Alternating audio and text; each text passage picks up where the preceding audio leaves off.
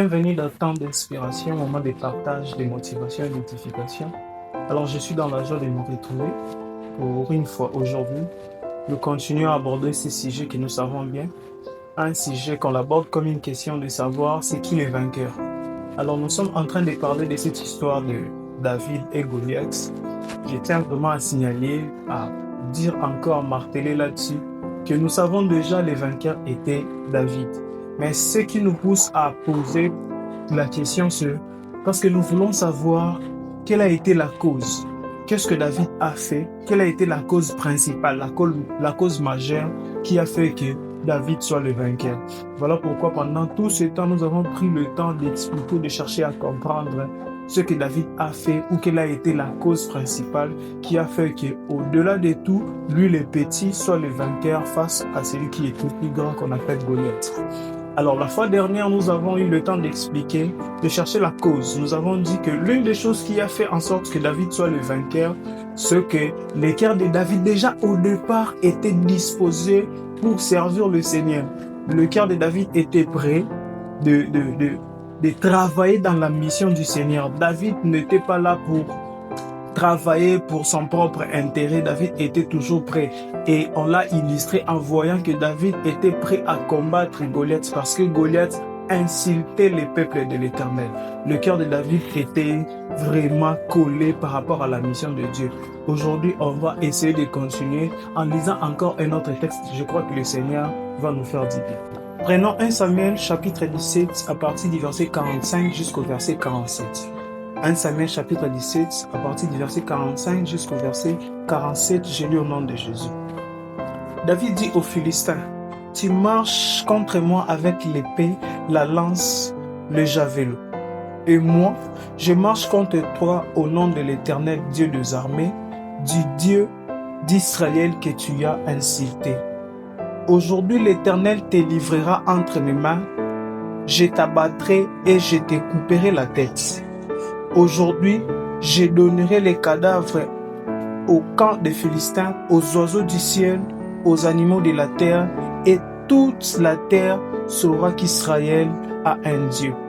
Et toute cette multitude saura que ce n'est ni par l'épée, ni par la lance que l'Éternel sauve, car la victoire appartient à l'Éternel, et il vous livrera entre nos mains. » Alors, nous avons pris cette partie d'histoire pour nous aider à comprendre encore les causes majeures qui ont fait que David soit le vainqueur. Nous voyons cette histoire où David est en train de parler devant Goliath avant la bataille. David dit, « Tu marches contre moi avec l'épée, le javelot et la lance, mais moi je marche devant toi avec les noms de l'Éternel. » Alors, comme tout combat entre deux nations, chacune des nations prend le temps de faire voir, de montrer les armures, les armements, tout ce qu'ils possèdent. C'est pour dire que moi, je suis déjà prêt au combat. Moi, en tout cas, je suis prêt et je prends ce combat au sérieux. C'est ce qui s'est passé avec Goliath. Il se présente vraiment avec l'armure d'un guerrier. Un guerrier puissant avec l'armure qu'il faut. La Bible dit, même il y avait quelqu'un qui tenait son armure. Donc, déjà, c'était une armure de qualité qui prouvait en sorte que lui, il était un vainqueur, un guerrier. Mais qu'est-ce qui se passe? C'est que David est en train de dire à Goliath, tu marches contre moi avec la lance, l'épée et le javelot. Moi, je marche contre toi avec les noms de l'Éternel. David a cité la lance, l'épée et le javelot pour dire que tu as rempli toutes les conditions pour être un vrai guerrier humain, pour être vraiment un vrai soldat. Parce que dans ces contextes, quand on n'a pas ces trois armures, c'est qu'on ne remplit pas vraiment cette panoplie de vainqueurs, de guerriers, d'un homme de combat. Alors David est en train de lui dire, David lui dit, tu marches devant moi avec l'armure qu'il faut. Donc, tu représentes vraiment un guerrier terrestre. Mais moi, je marche devant toi avec les noms de l'Éternel. Alors, à partir de cette déclaration, nous allons voir 4 causes majeures de plus qui ont fait que David soit le vainqueur. La première des choses, quand David dit « Tu marches devant moi avec l'épée, la lance et le javelot. Moi, je marche devant toi avec les noms de l'Éternel. Ça signifie premièrement, la première cause pour aujourd'hui, bien sûr, on parle de la confiance à Dieu. David s'est confié. Nous voyons, nous, les Israélites, ils voyaient Goliath avec l'armure, avec l'armement, avec tout ce qu'il possédait comme un guerrier. Et Goliath se présente comme ça.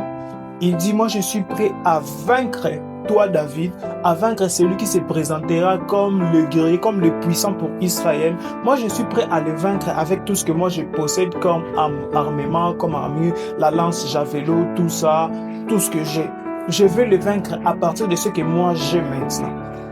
Mais écoutons ce que David dit. David dit, moi, je me présente devant toi, pas avec la tenue que toi tu as, pas avec l'armure d'un guerrier, mais moi je me présente devant toi au nom de l'Éternel.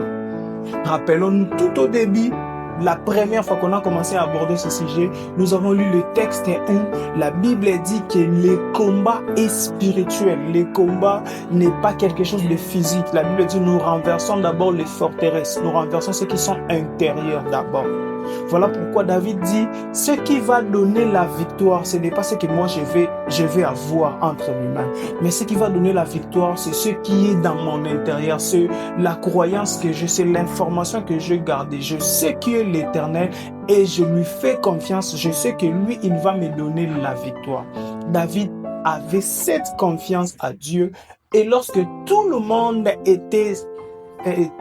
tremblait, tout le monde ne voyait pas comment est-ce que ce géant pourrait être renversé. David voyait, David ne se regardait pas, David regardait les noms de l'Éternel.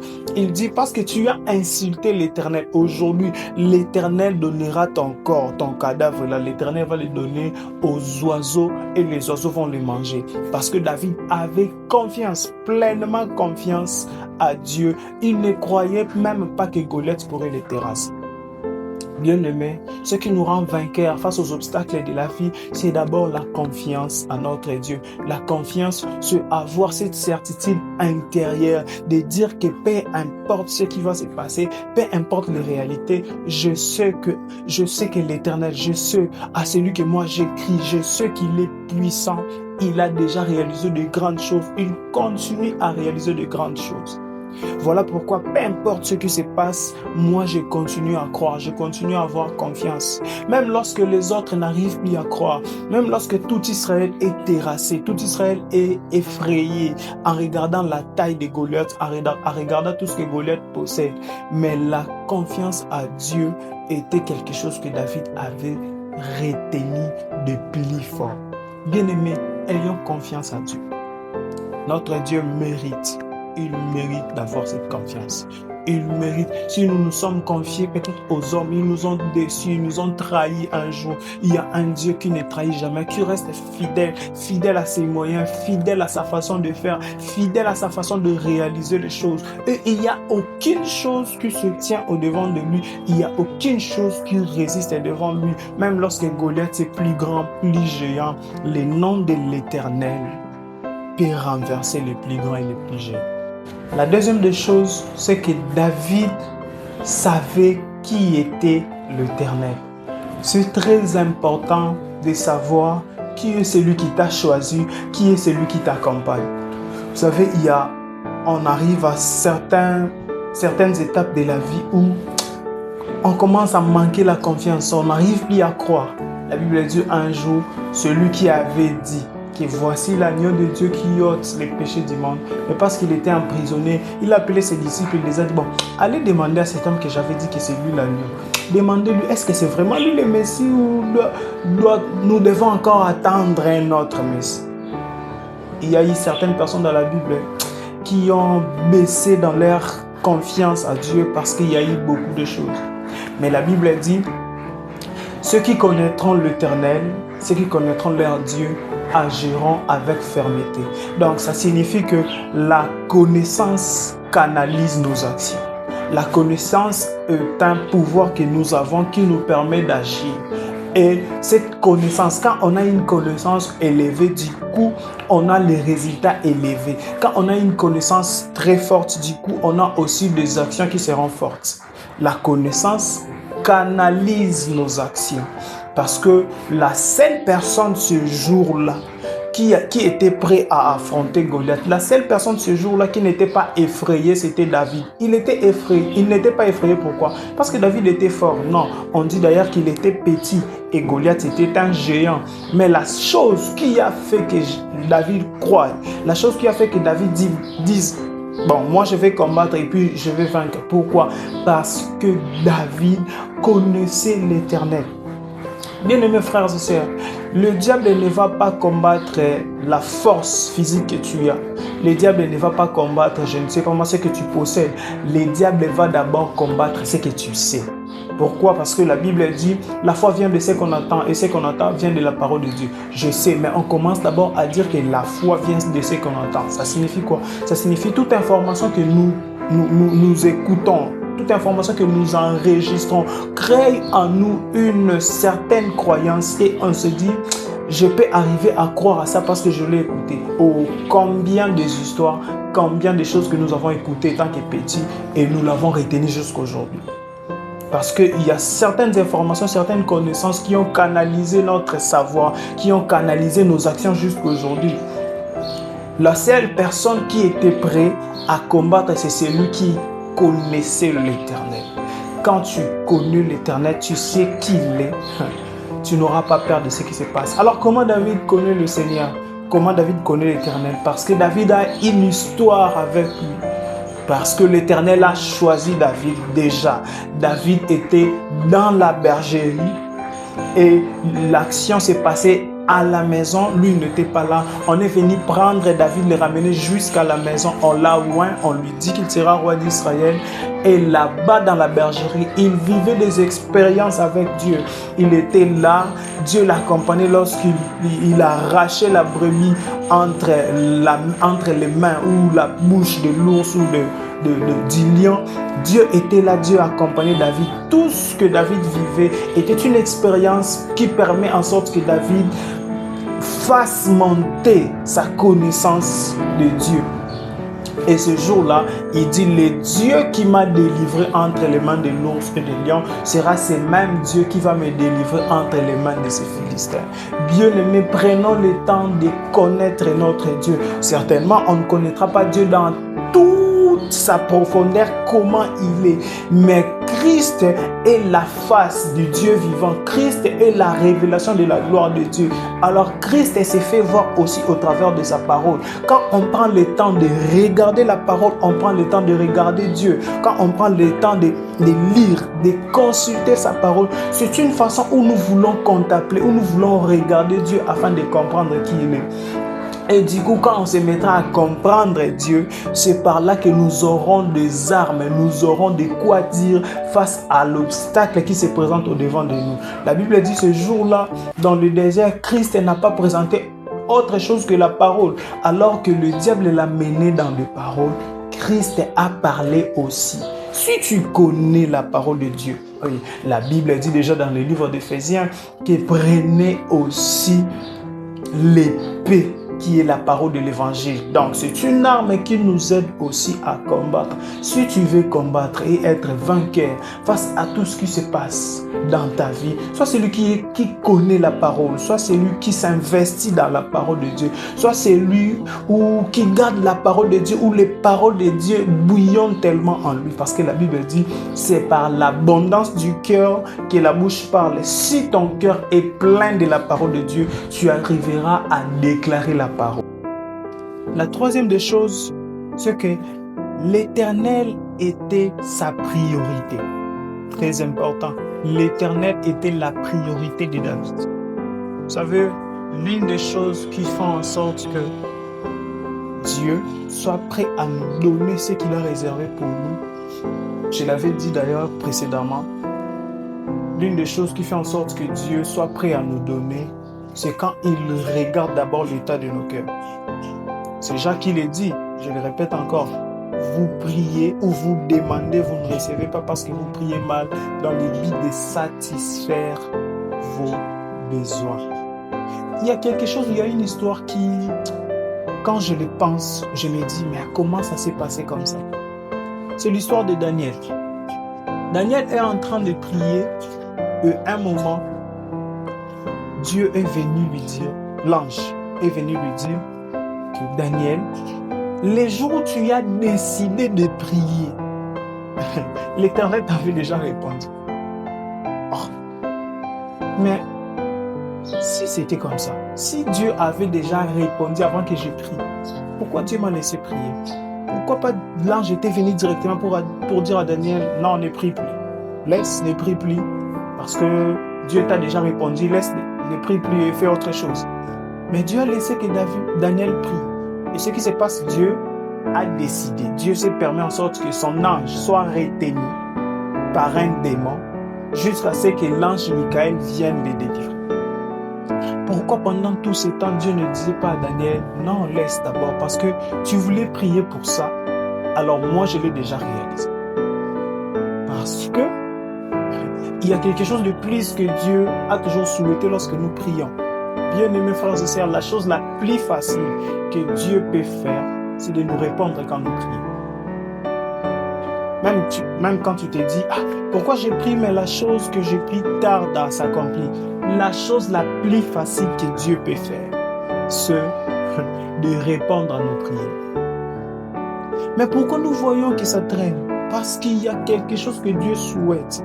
C'est que Dieu aime que le cœur s'approche de lui et que le cœur reste près de lui.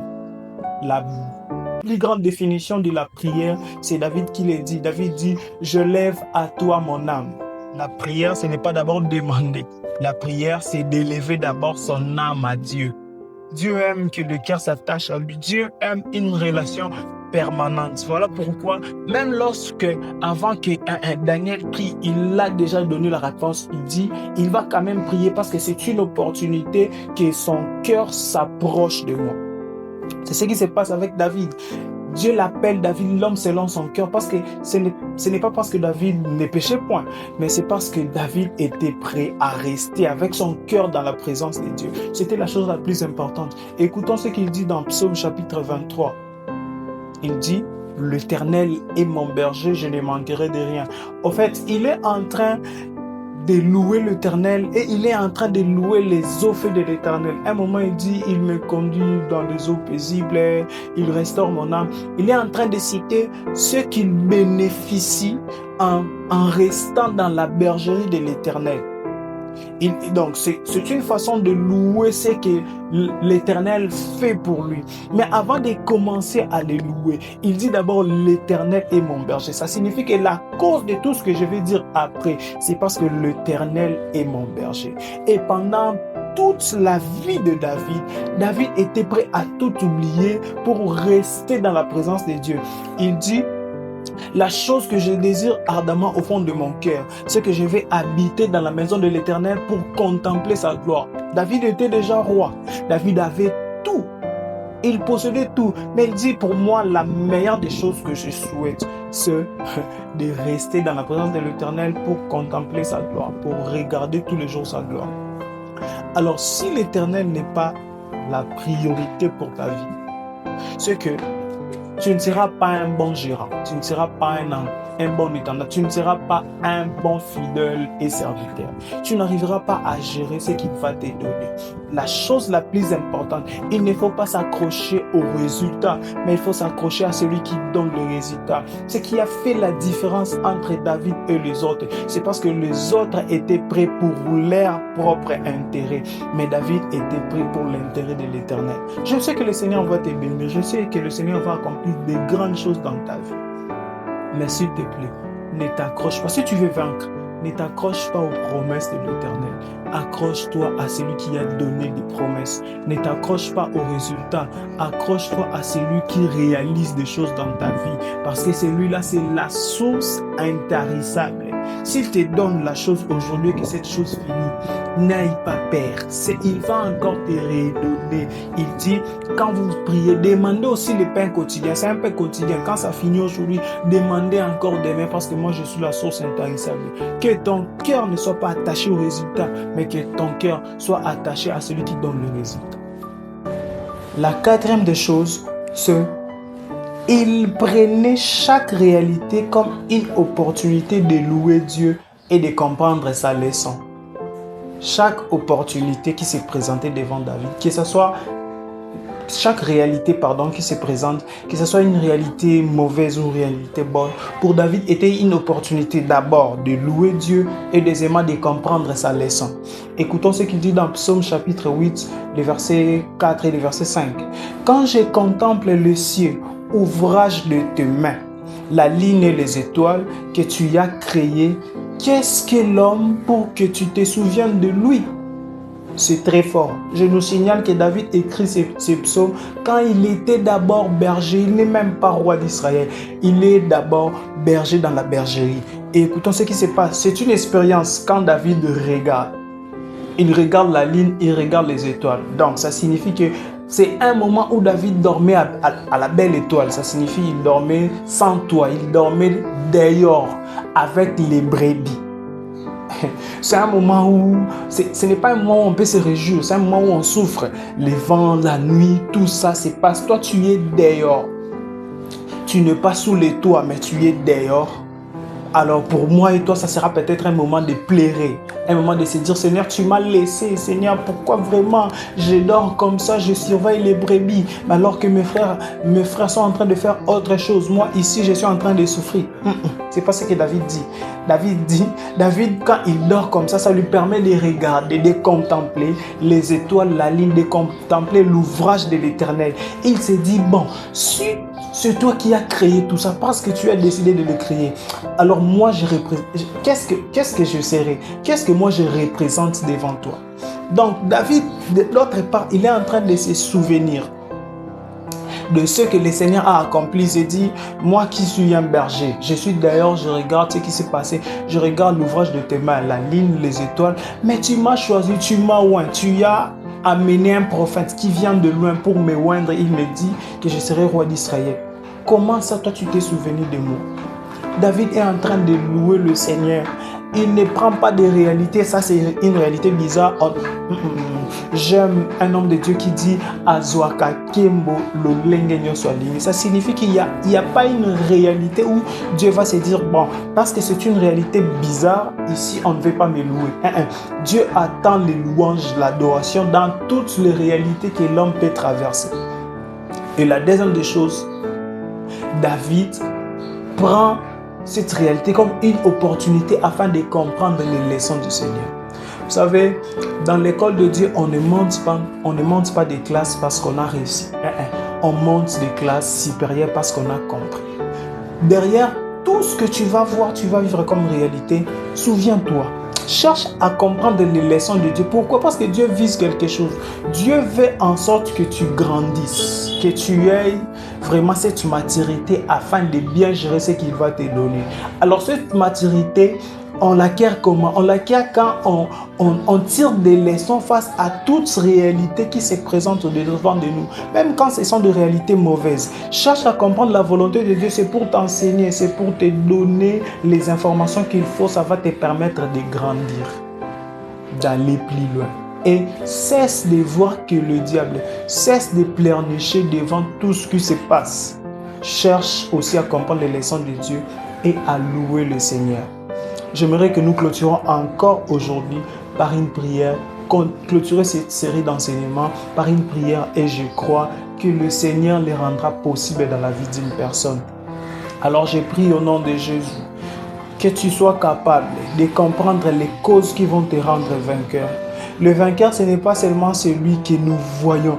Le vainqueur, on n'est pas vainqueur parce qu'on a directement produit des résultats. Non, les résultats sont produits par une cause. Il y a un soubassement majeur qui existe, qui fait en sorte que nous soyons vainqueurs. Alors j'ai prie que tu restes près de l'Éternel, que tu comprennes ce qu'il attend de toi, que tu les réalises. C'est ce qui te permettra d'être vainqueur. Et de l'autre côté, lorsque tu te présentes pour combattre, lorsque tu te présentes pour réaliser une mission, il y a quelque chose que Dieu attend de toi. Ça s'appelle le courage. Sois courageux. Il dit à Moïse, il dit à Josué, fortifie-toi et prends courage. Sois fort, prends courage et reste dans sa présence. Il a des choses à te dire, des choses que tu devras faire pour que tu sois vainqueur. Au nom de Jésus-Christ. Amen. Que Dieu vous bénisse. Retrouvons-nous le samedi prochain.